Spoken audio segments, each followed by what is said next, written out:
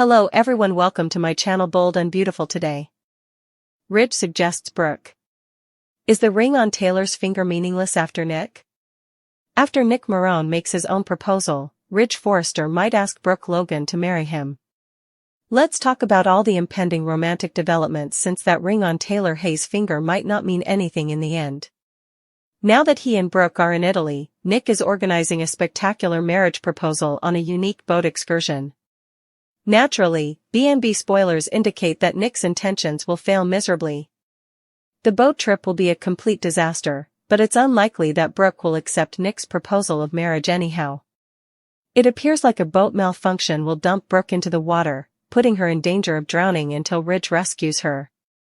Ridge's heart will then tell him exactly what to do. It turns out that Ridge's genuine feelings for Brooke will surface when he gives in to the love he's been battling all along. Ridge will make the decision that he wants Brooke back and will do all in his power to inform her. Ridge will most likely make a major announcement regarding their future once he pulls a wet Brooke to safety and ensures her well-being. Ridge might try to surpass Nick's marriage proposal by asking Brooke to marry him, which makes sense. Ridge might tell Brooke that she is the woman he wants to marry, whether it is on the spur of the moment or after they get back in touch before their flight home. That means Ridge, who is already engaged to Taylor, could end up being engaged to Brooke. Given Ridge's history, we wouldn't rule anything out, especially because we know that Brooke's accident would mark a significant romantic turning point in their relationship. Keep an eye out for any new engagement news that may be imminent, since Brooke might end up being Ridge's fiancée before Taylor even understands she lost Ridge. Brooke lashes out at Ridge and flees with Nick. While Brooke Logan lashes out at Ridge Forrester and flees with Nick Marone, Lee Finnegan will turn down Sheila Sharp's request. With all of the memories of Italy and the media attention she received with Ridge, Brooke is now wondering why she came at all. Brooke is undoubtedly having difficulties at the moment, since it's just too difficult to be near Ridge in this way. Nick will naturally want to divert Brooke's attention and present her with an alternative course of action. Ridge will obstruct Nick's plan for Brooke to go to Italy for some fun and engage in a furious altercation with his opponent. According to B&B spoilers, after Ridge declines to get back together with Brooke, she will decide she has had enough of his possessive behavior. Ridge will go off with Nick and allow him to woo her with some romantic moments when Brooke puts her on full blast. Nick will undoubtedly have enormous preparations as he gets ready to take Brooke out on the boat and make a memorable marriage proposal. Lee will conceal a startling reality back in Los Angeles in the interim. Sheila has been pursuing information regarding Luna Nozawa's grave or ashes since she is anxious for some closure. Sheila begs Lee to give her the answer she wants, but Lee refuses. Lee will instead merely state that she is powerless to help Sheila at this time and possibly advise her to simply go on with her life. Lee will only increase Sheila's doubts when she tells her to forget about this. Sheila will continue to obsess over Luna as a result of Lee's peculiar response to her inquiries. Sheila will get increasingly certain that Lee has something to conceal the more bizarrely she behaves. Taylor Hayes' finger, a symbol of commitment that now feels precariously fragile, a mere placeholder destined to be eclipsed by the gravitational pull of destiny that Ridge Forrester and Brooke Logan seem incapable of escaping. The stage is set not for a serene romantic getaway, but for a maelstrom of misguided intentions, near tragedy, and the kind of impulsive, heart-over-head declaration that has defined Ridge Forrester's tumultuous romantic history, potentially culminating in a proposal to Brooke while still bound by promise to Taylor, rendering Taylor's ring a meaningless bauble in the face of Ridge's inevitable surrender to the Logan effect. Nick Marone, armed with earnest love and grand plans aboard a picturesque boat, believes he's orchestrating the perfect moment to secure Brooke's future, unaware that his gesture is merely the catalyst for a chain reaction destined to explode his hopes and propel Ridge and Brooke towards another dizzying, potentially devastating, reunion. His meticulously planned proposal, meant to be a pinnacle of romance, is doomed to become a spectacular fiasco. Spoilers whisper of malfunction and chaos, plunging Brooke into the churning sea, a literal and metaphorical immersion into peril that strips away pretense and forces life and death clarity. As Brooke fights the suffocating water, facing the abyss, it's not Nick who emerges as her savior, but Ridge, the man whose love for her is a constant, albeit often denied, undercurrent beneath the surface of his life. His heroic rescue isn't just an act of physical salvation, it's the violent tearing away of the emotional dam he struggled to maintain. Witnessing Brooke vulnerable, gasping for life, her usual fiery resilience momentarily extinguished, becomes the seismic event that fractures Ridge's carefully constructed resolve. The sight of her, drenched and shaken, pulls forth a torrent of suppressed emotion he could no longer contain, even amidst the stability he thought he found with Taylor. The near loss obliterates his rationalizations, his attempts to move on, his engagement vows whispered to Taylor. In that raw, adrenaline-fueled moment on the Italian shore, safety assured but shock reverberating, Ridge's heart tells him exactly what to do next, not with the measured consideration of a man committed elsewhere, but with the desperate, possessive fervor of someone confronting the potential void of a world without her. The spoilers are unequivocal, Ridge surrenders. He stops fighting the magnetic pull, the decades-long history, the undeniable, messy, all-consuming connection that has defined and defied them both. The love he compartmentalized, rationalized away in favor of peace or sanity or Taylor's steady presence, comes pouring out in an unstoppable flood. His declaration isn't tentative, it's a reclaiming. He wants Brooke back, and he's prepared to deploy every weapon in his romantic arsenal, vulnerability, passion, the sheer weight of their shared history, to make her feel the same undeniable truth he's just been forced to acknowledge. It is within this supercharged atmosphere, still thick with the scent of saltwater and the adrenaline of rescue, that the specter of a new engagement arises, not Nick's sunken dream, but Ridge's impulsive counterproposal. Logic dictates that Ridge, overwhelmed by the brush with mortality and the catharsis of his confession, would seek to solidify this emotional epiphany in the most definitive way possible. What better way to vanquish the ghost of Nick's failed attempt and stake an irrevocable claim than to offer Brooke the very symbol of commitment Nick couldn't secure? The ring itself becomes a potent weapon in Ridge's romantic offensive.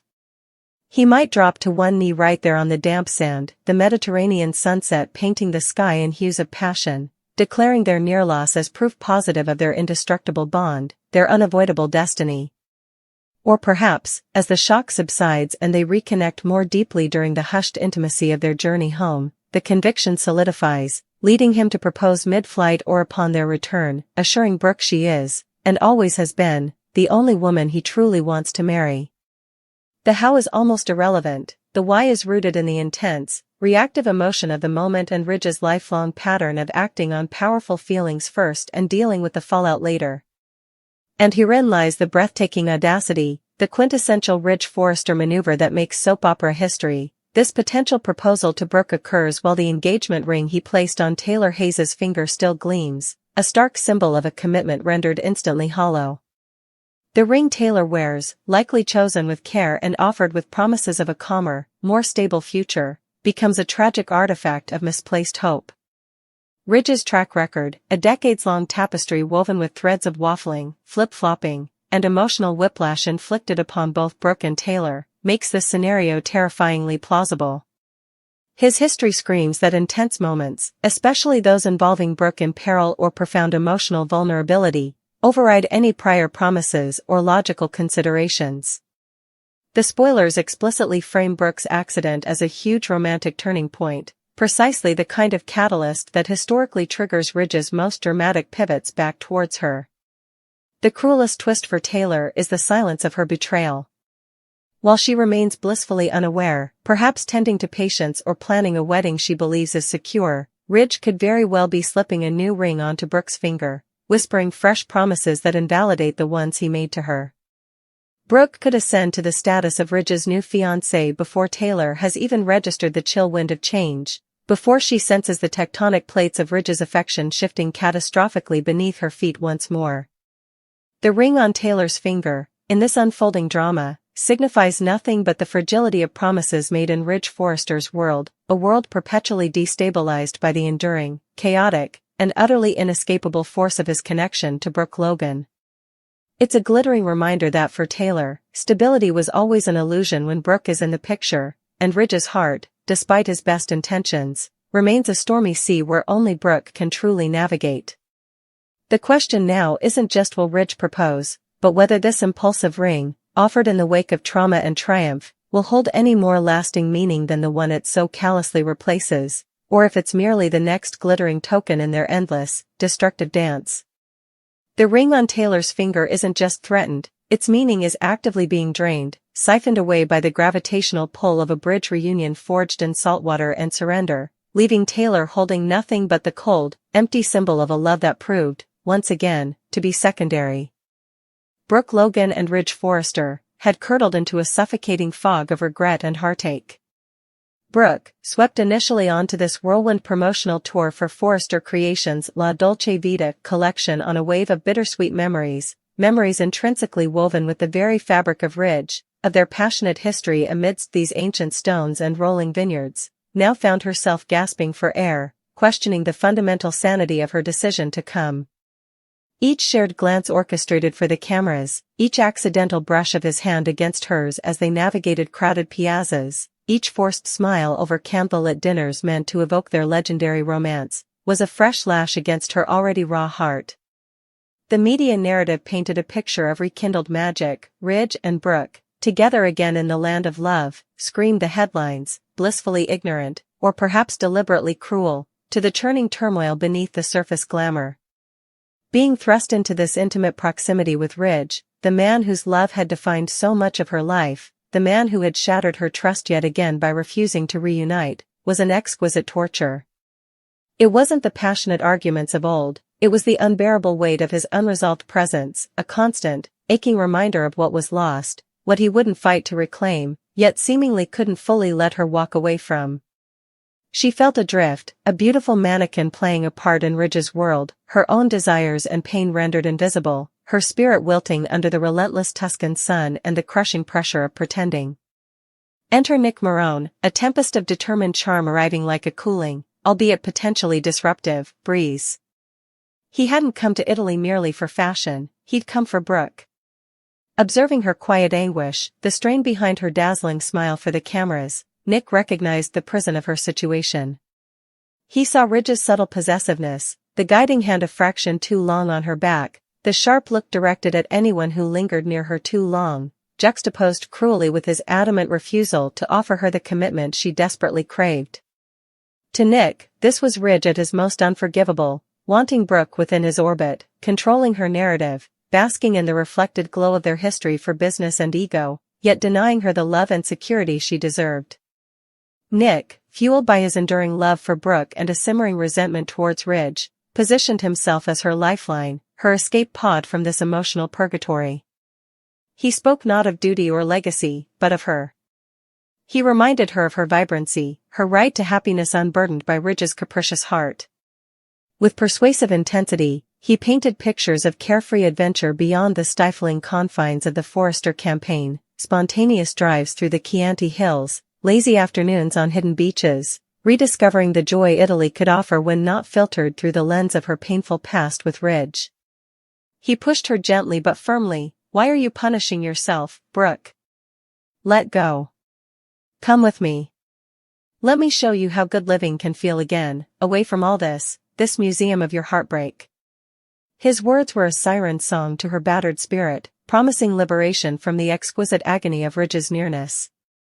Predictably, Ridge Forrester, ever the guardian of what he perceived as his domain, even if he wouldn't claim its heart, erupted. The mere suggestion of Brooke willingly leaving his side, especially with Nick Marone, ignited a fury that bypassed reason. He intercepted them, his posture rigid, his voice a low, dangerous growl that cut through the romantic ambience like shattering glass. Where do you think you're taking her, Marone? He demanded, stepping physically between Brooke and the car Nick had ready. The confrontation crackled with years of pent-up rivalry, jealousy, and mutual disdain. Ridge accused Nick of exploiting Brooke's vulnerability, of being an opportunist preying on her moment of weakness. Nick fired back, his voice laced with contempt, laying bare Ridge's hypocrisy. Look at you. You parade her around like she's yours, playing the doting husband for the cameras, reaping the benefits of Brooke and Ridge magic, but the second she needs you, the second she asks for you, you shut her down. You don't want her, Ridge, but you can't stand the thought of anyone else having her. That's not love, that's pathetic possessiveness. Brooke watched this heated showdown, Ridge's refusal to reunite echoing painfully in Nick's damning words. Each syllable from Ridge, defending his control while denying his commitment, felt like a nail hammered into the coffin of her hopes. The possessiveness Nick named wasn't flattering, it was suffocating, a cage built from Ridge's ego and indecision. Seeing Ridge fight so fiercely against her leaving with Nick, yet offering nothing of substance to make her stay, crystallized her despair into defiant anger. The dam broke. In that charged moment, Brooke Logan found a reservoir of strength born from sheer exhaustion and righteous fury. She stepped forward, her eyes blazing not with tears, but with a fire Ridge hadn't seen directed at him in a long time. "Enough, Ridge," she declared, her voice ringing clear and sharp, silencing his next retort. "You stand there blocking my path, acting like you have some right to dictate where I go or who I'm with. After everything? After you looked me in the eye and told me us was impossible? You don't get to do this. You don't get to keep me tethered here in this limbo of your making while you offer me nothing but frustration and heartache." She unleashed the torrent of pain she'd been drowning in, the humiliation of his rejection, the agony of his proximity without intimacy, the crushing weight of his expectations without reciprocation. "I came here remembering love, Ridge, but all I found is you reminding me of loss. Well, I'm done remembering. I'm done waiting for you to make up your mind about whether you want me or not. I deserve more than being your convenient accessory for a photo op." Her words were a blistering indictment, stripping away the pretense, leaving Ridge momentarily speechless, stunned by the force of her rejection. Before he could formulate a response, Brooke turned decisively to Nick. Taking his hand with a firmness that brooked no argument, she met his supportive gaze. "Take me away from here, Nick. Right now." Without a backward glance at the stunned Ridge, Brooke Logan, the legendary matriarch often defined by her unwavering hope for Ridge, made a choice for herself. She ran. She ran from the suffocating past, from the unresolved pain, from Ridge Forrester's impossible hold, straight into the uncertain, but decidedly active, future Nick offered. She climbed into the waiting car, leaving Ridge standing alone in the dust of his own making, the echo of her blistering words hanging heavy in the Italian air. As the car sped away, the atmosphere shifted palpably. The tension bled out of Brooke, replaced by a shaky sense of liberation and the immediate, focused attention of Nick Marone. True to his word, he was determined to dazzle her, to eclipse the shadows of Ridge with vibrant new experiences. He whisked her not just away from Florence, but towards the shimmering Ligurian coast. His plan was grand, fueled by a love that had never truly died and a conviction that now was their moment. He envisioned a sunset cruise on a private yacht, the Mediterranean stretching out like liquid gold, the Italian Riviera a breathtaking backdrop. And on that boat, under the painted sky, Nick Marone intended to deliver not just romance, but a promise. He would get down on one knee, present a ring that sparkled with hope, and ask Brooke Logan to marry him, a proposal designed to be unforgettable, a definitive break from the past, a bold declaration of the future he believed they were finally ready to seize. His heart pounded with anticipation. This wasn't just a distraction, it was the culmination of his long-held dream, the different path forward manifesting as a lifelong commitment. He would show her a love that was certain, passionate, and unafraid to claim her wholly. Meanwhile, an ocean and a continent away in the sterile, tense environment of Los Angeles, a different kind of storm was brewing, one shrouded in secrecy and desperation. Sheila Carter, a woman perpetually haunted by her own monstrous actions yet strangely fixated on the daughter she barely knew, Luna Nozawa, was consumed by a gnawing need for closure. Luna's death had been a devastating blow, but the utter lack of information about her final resting place had become an obsession. Where were her daughter's ashes? Was there a grave Sheila could visit, a place to weep, to beg for forgiveness she knew she didn't deserve? Driven by this agonizing void, Sheila had sought out Lee Finnegan, Luna's aunt and the woman who had been a constant, stabilizing force in the young woman's life. Approaching Lee was an act of profound vulnerability for Sheila, stripped of her usual manipulations, simply a grieving mother seeking answers. Her plea was raw, laced with a pain that even Sheila couldn't fully mask. "Please, Lee, just tell me. Where is Luna? Where is she buried? Her ashes? I need to know. I need to say goodbye. I have a right to know." Her eyes, wide with a frantic, almost feral hope, searched Lee's face for any shred of compassion or information.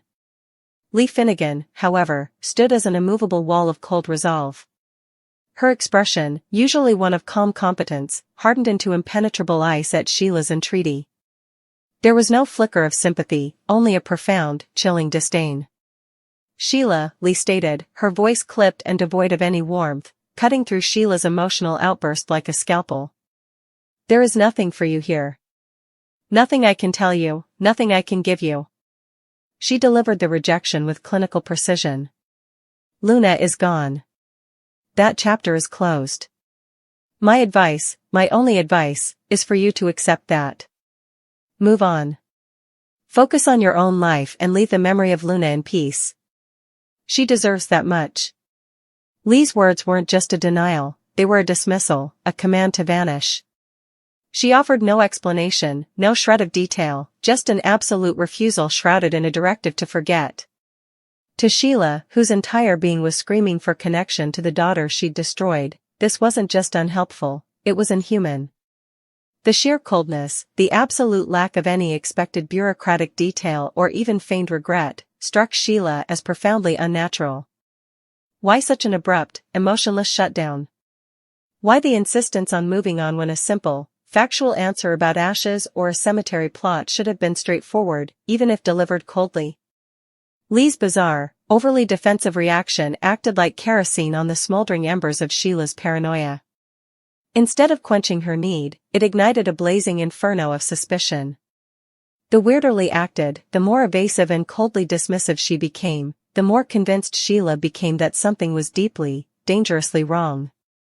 Her mind, always adept at weaving dark narratives, raced. Why hide this? What is she covering up? The absence of information transformed into a menacing presence in Sheila's thoughts. Lee's refusal wasn't just heartless, it felt like a confession of guilt by omission. If everything was above board, why the icy wall? Why the command to forget? Sheila couldn't stop thinking about Luna, but now her fixation morphed. It wasn't just grief, it was a burning need to uncover the truth Lee was so desperately guarding. Luna's face, her voice, the devastating reality of her loss, now became intertwined with the enigma of Lee's behavior. The whispered question grew into a roar in Sheila's mind. What does Lee Finnegan know about Luna's death that she's terrified to reveal? The hunt wasn't over. Fueled by Lee's inexplicable denial, Sheila's obsession had just taken a far more perilous turn. She wouldn't move on, she would dig deeper, convinced that Lee's coldness concealed a secret so shocking it could shatter everything, a secret Sheila was now hell-bent on exposing, no matter the cost. The tranquil facade of Los Angeles held a ticking bomb, its fuse lit by Lee's refusal and Sheila's unraveling mind.